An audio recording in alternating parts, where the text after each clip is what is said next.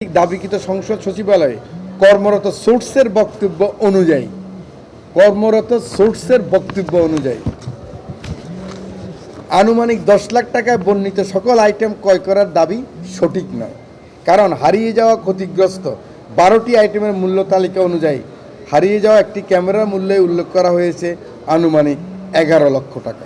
ঠিকাদারের লাভ, profit, overhead charge যেটা PPR আছে, টেন্ডারও ছিল, ব্যাড ট্যাক্স সহ বাজার মূল্যের 28.5% যোগ করে প্রতিটি আইটেমের দাপ্তরিক পক্কলন নির্ধারণ করা হয়েছে।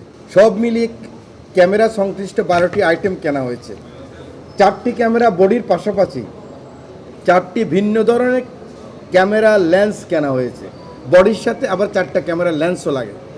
3টি লেন্স কেনা হয়েছে, দাম হচ্ছে 37,41,000 টাকায়। প্রতিটির দাম নেওয়া হয়েছে 1,24,700 টাকা। বুঝতে পারছেন আপনারা কত বড় ডিফারেন্স? সংশ্লিষ্ট জানান এসবের বাজার মূল্য সর্বোচ্চ 78,000 টাকা, পত্রিকায় বলছে।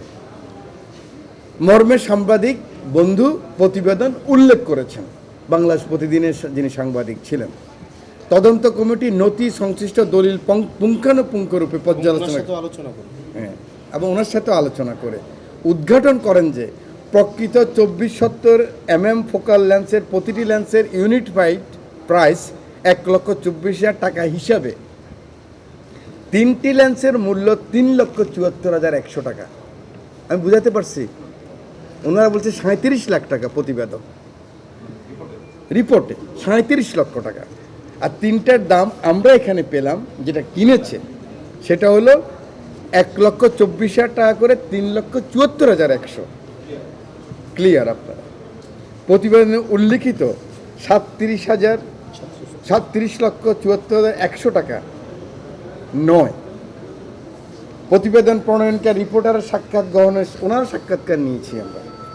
এই বিষয়ে জানতে চাওয়া হলে তিনি বিষয়টি অর্থাৎ 3,74,100 টাকার স্থলে 37,74,100 টাকা মুদ্রণজনিত ভুল হয়েছে। সারা জাতিকে জানাতে চাই, আমরা যারা এখানে কাজ করব, জাতীয় সংসদ সদস্য হিসাবে একদম লিডার অফ দ্য হাউস থেকে অপোজিশন লিডার পর্যন্ত আমরা অলওয়েজ ট্রান্সপারেন্ট থাকব। আপনাদের মাধ্যমে সারা জাতিকে জানিয়ে দিতে চাই, যখনই আমাদের সম্বন্ধে আপনারা জানতে পারবেন, প্রথম আমাদের কাছে একটা হিয়ারিং নেবেন, অন্তত কে কোনখান থেকে কী বলল।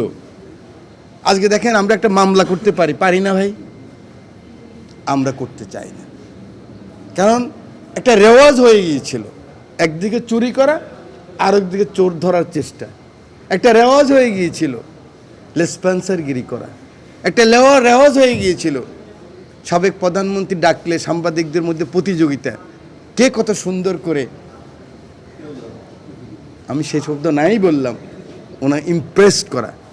আমরা সেখান থেকে ফিরে আসতে চাই, আপনারাও সেখান থেকে ফিরে আসবেন। আমরাও জাতির কাছে যে কমিটমেন্ট করছি, আমরা তো এই সংসদে আসার কথা ছিল না। আমরা তো 5ই জানুয়ারি 2014 রানিং এমপি ছিলাম। আমরা কীভাবে বের হয়ে গেছি আমরা জানি না। অনেক রক্তের বিনিময়ে আমরা এখানে ফেরত এসেছি। আপনারা আমাদেরকে সহযোগিতা করুন, আমরা আপনাদের পাশে থাকব। আল্লাহ হাফেজ।